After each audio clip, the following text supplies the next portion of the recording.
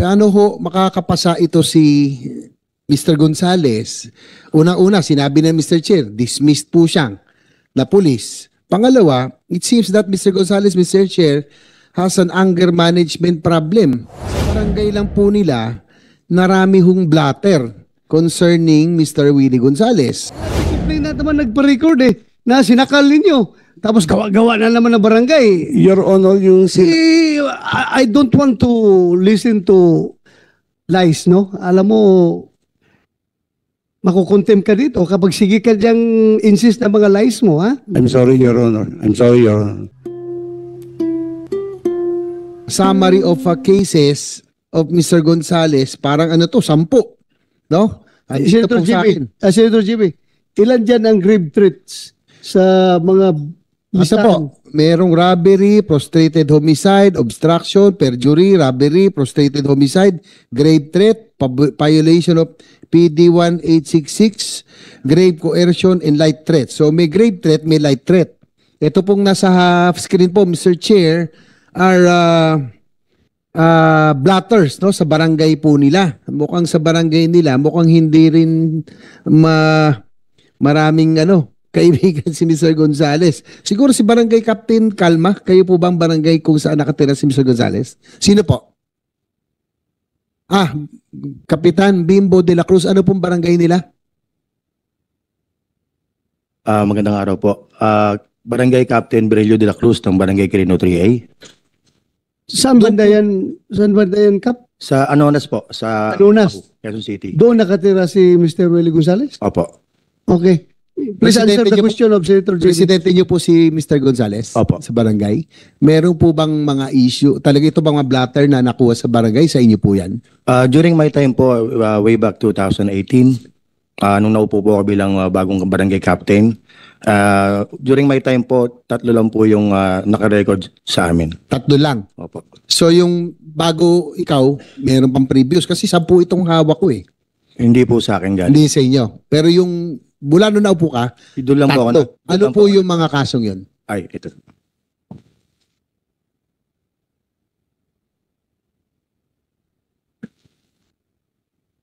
Importante kasi ito, Mr. Chair, because we have to find out kung ano yung proseso ng PNP, ba't nakakalusot, no? May neuro test, psychological test, may anger management ito eh. Mr. De La Cruz, Kapitan, sige po, pakisalaysay kung ano yung mga yung mga kaso ni Mr. De Gonzales. Way back December 2001, ang ating pong complainant is Kagawad Raul Navera, 55 years old, nakatira sa number 9 daw Street, Project 3, Quezon City. At ang respondent po is si Sir Wilfredo Gonzales. Ito po yung facts ng ayon po sa blatter record ng aming barangay. Ito po yung sulat ng aking tanod. Ako po si Reynaldo Emerenciana, nasa tamang edad na 21. Kagabi ay pumunta po ang mga pulis sa ating barangay upang mag-assist sa number 6 Dao para malaman ang tawag ng 911. At dumating ang mga pulis para pumunta sa lugar na nasabi. Pagdating nila sa Dao at ang mga pulis ang nakipag-usap o nakiusap na bakit naikalat o may nag-report na may tumatagas na langis. Para po mabilis, Mr. Kapitan, ano po ang kaso na ito? Ang reklamo po is may tumawag po sa 911 or let's say 122 sa Quezon City. May tumatagas daw po na langis sa may Dowie Street. So agad naman pong pumunta ang ating mga kapulisan. At pagdating nga po doon, ang sinabi po ni Sir Wilfredo Gonzales ay pinagmumura niya si Kagawad Raul Navera na mga PI, bakit sila tumawag ng pulis. Kagawad niyo po siya? Sa barangay niyo po ito? Opo. Yun lang po. Yung pangalawa, yung tatlo yan, di ba? Tatlo. So yung kagawad mismo ang pinagmumura ni Mr. Gonzales? Ayon po sa nakasulat sa blatter. Sige. Pangalawa? Yung pangalawa naman po, ang complainant po ay si Jonabel Mamarodlo sa taga Barangay Libis, Quezon City. Ang respondent po ay si Sir Willie Gonzales. Ang kwento naman po nito is, to make it short, pumarada po siya sa harapan ng HQ, headquarters ni Ma'am Kate Coseteng, para humingi ng medical assistance.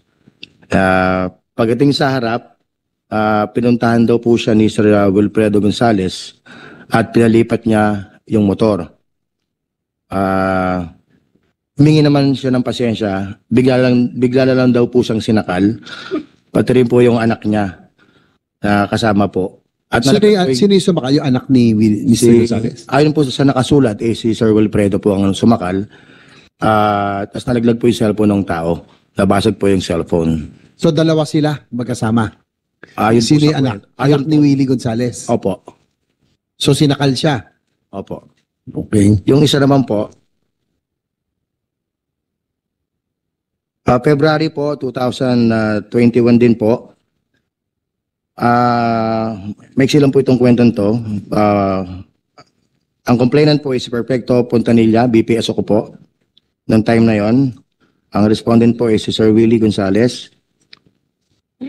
Pagdaan daw po niya sa dao, nakita raw po niya si Sir Willie sa oras na yon at may kinakausap si Ate Banji at nagsabi sa tao na sino ang nagbumorto ng CCTV sa barangay. Galit na patanong at may mura. At sinabi, pag natsyempuhan ko yan, patayan. Yun lang po, Your Honor. Mr. Chair, tatanungin ko lang si Mr. Gonzales kasi meron ako ritong news article, March 16, 2001. Obilya, 9 other cops get death penalty for bribery.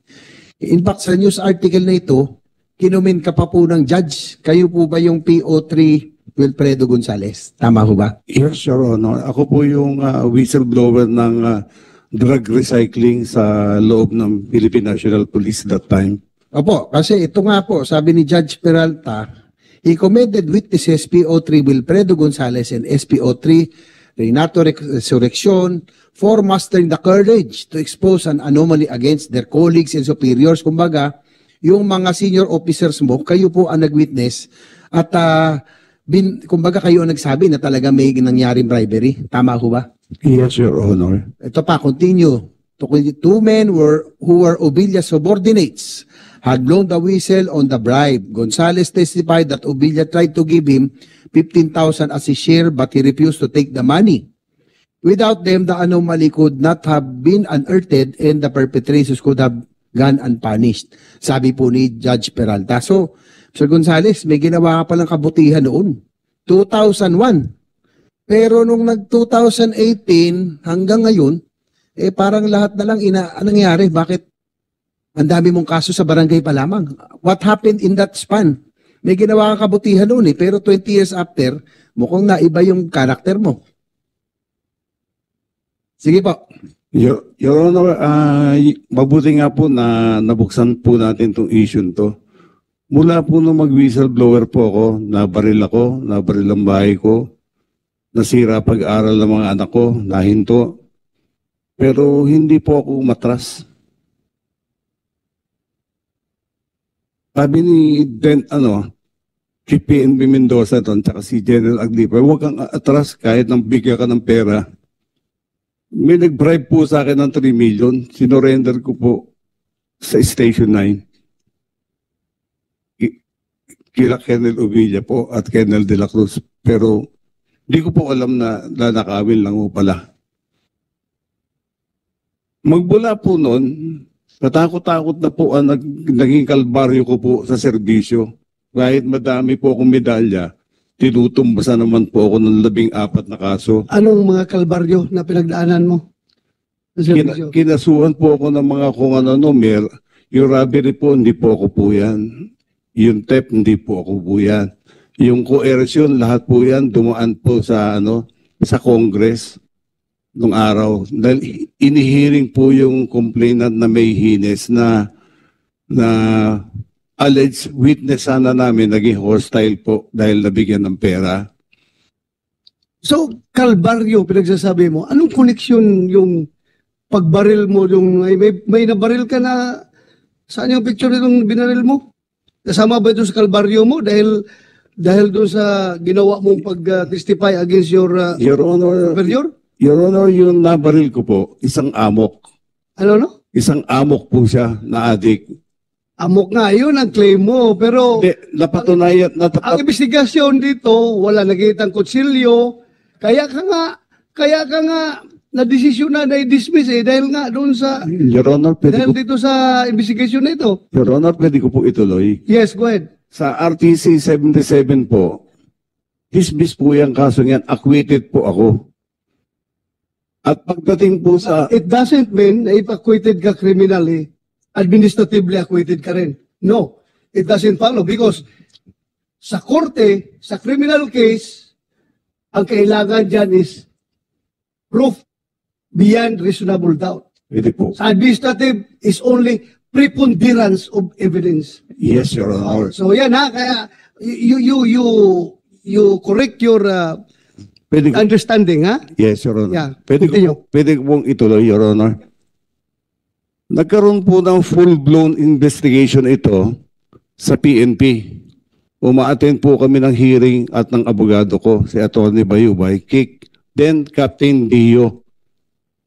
Uma-attend po ako ng hearing, nung summary hearing sa custodial unit po siya naka-assign, si Captain Dio.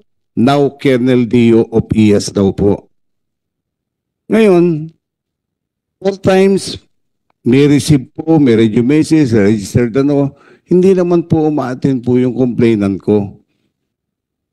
Nung malaman namin, kaya para hindi uma-attend, hindi naman ata na ibibigay ng kamag-anak ni Ovilia, hinahatulan ng bitay. Alleged po yung dapat ibayad sa kanya para umattend.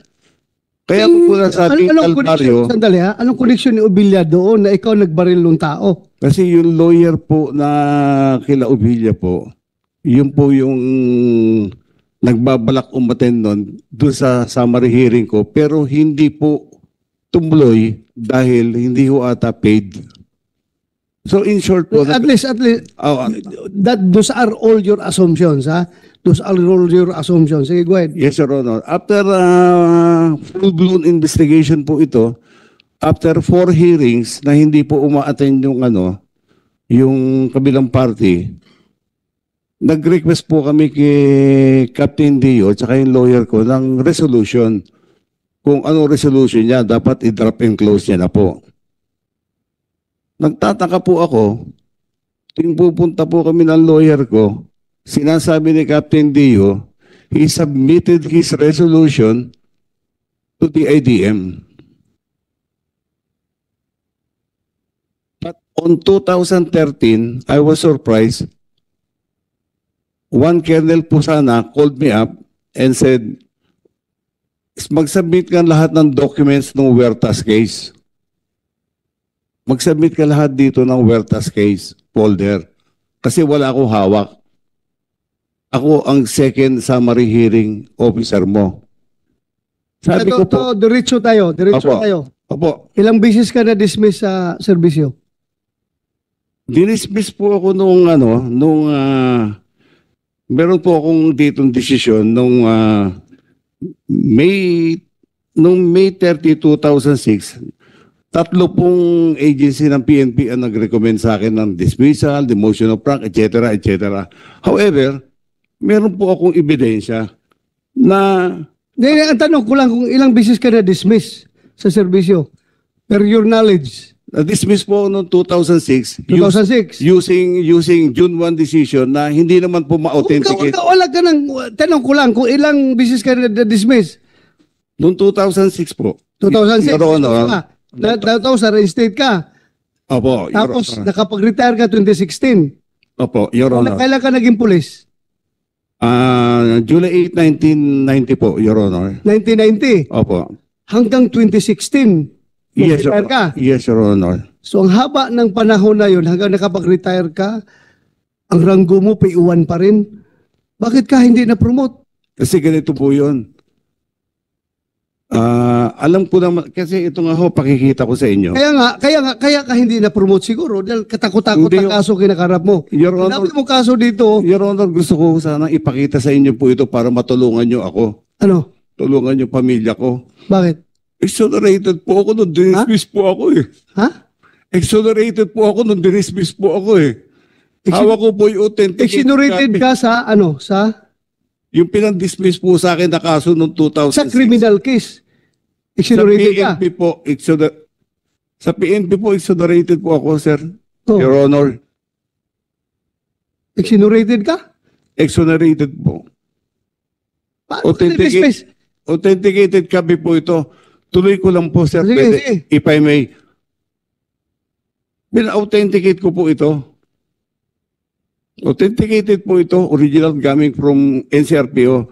Nagulat po ako. Bakit ako na-dismiss? Alam mo, ikaw, sa kamaro mo na yan, hindi mo kaya ipaglaban yung sabi mo dismissal. I don't think so. Nakita ko kayong mga pleadings mo yung mga dismissal mo, yung mga appeal mo sa NAB, na-reinstate ka nga dahil ang galing ng mga pleadings mo, ang galing na abogado mo magawa ng papilis mo. Tapos ngayon, yung sabi mo na yan, hindi mo kaya ipaglaban niya, Your Honor, kung maniwala sa iyo. if I may, pwede ko po ituloy. Sige. Nagtaka po ako, nagkaroon po ng June 1 decision in a matter of 1 day. Same signatory po, same General Attorney Kasugbo. Pero hindi na po ako exonerated at yun ang ginamit nilang basehan para i-dismiss po ako from the service. Kaya Anyway, yung kaso mo, that will be another forum. Idali mo yung sa Napolcom. May Napolcom dito. Nakikinig ka, Commissioner Bernabe, ha? Tingnan mo yung kaso niya. Baka, kaya mo reinstate o kaya mo i-dismiss uli. Anong tingin mo? Tingnan mo lang. Yeah. Anyway, nandito, Mr. Gonzales, andito na Polcom. Kung justifiable talaga yan, by all means, that's your right.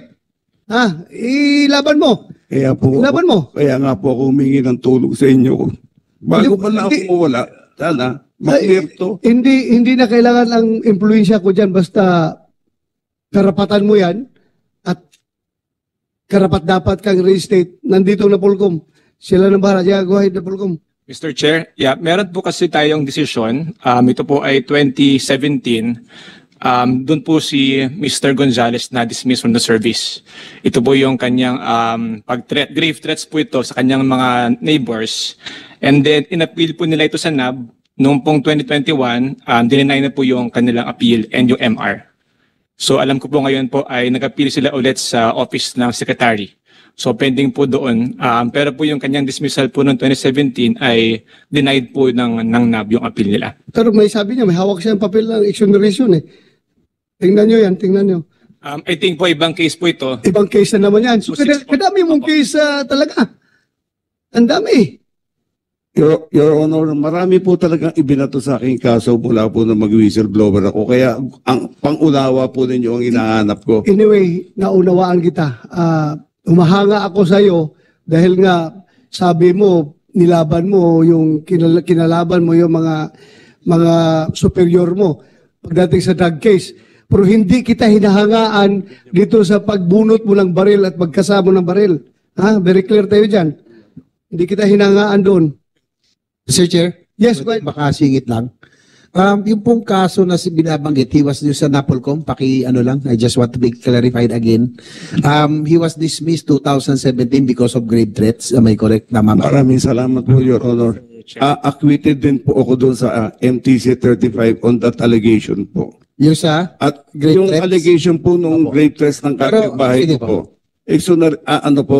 Acquitted po ako sa MTC 35. Sige Tapos, nung 2015, before I retire, may nirefile po pala yung kapitbahay ko sa IAS. Nag-verify po ako po doon. Nakausap ko po yung summary hearing officer. Sabi niya, na-recommend ko na yan na drop and close. Kasi kita naman na may pattern sabi niya. At the moment, maghintay ka for signature ni General Roldan sa taas daw po. Diba, Director. Mr. Chair, tanong lang natin Napolcom. Ngayon, 2000, Napolcom. Mr. Gonzales, sige na natin si Napolcom. Ano po talaga yung kaso na why he was dismissed? Again, for the record. Yes, sir. Bale po yung case po is for grave threats po. Ito po yung Filed by the neighbors, yung Yes. mga neighbors. 2017 po ito. yun po 2000. yung date ng decision, but the incident po occurred in 2006. Yung 2006. Kay Kapitan De La Cruz, Mr. Chair, tanong ko lang, yung sa tatlong, yung mutara 2018, may tatlong incident na po si Mr. De La Cruz. Tama po ba sa inyong barangay? Nagsimula lang po siya noong 2021 and 22. Nung Tatlo. lang po. So, Based on the record. siguro, Mr. Gonzales, tanong ko lang, ano pong meron ba kayong anger management issue dahil ba ito sa frustration? Wala po kong anger management issue, Your Honor. Pero Ano po, yung kaso nyo kasi ito, threats eh. Hawak ko po lahat yung mga gawa-gawa nilang barangay blatter. Dahil sila po barangay first kagawad. Yung isang ano po. Sandali, ikat kita dyan. Gawa nila yung kwan, yung mga, yung, hindi nga, gawa nila. May complaint na naman nagpa-record na sinakal ninyo. Tapos gawa na naman ng barangay. Your Honor, yung I don't want to listen to lies, no? Alam mo, makukontem ka dito kapag sige ka diyang insist na mga lies mo, ha? hindi po gusto po ng documents Ha? po ito, Your Honor. Documents po ito. Documentary yung hawak nila eh. So, you resolve that in other forum.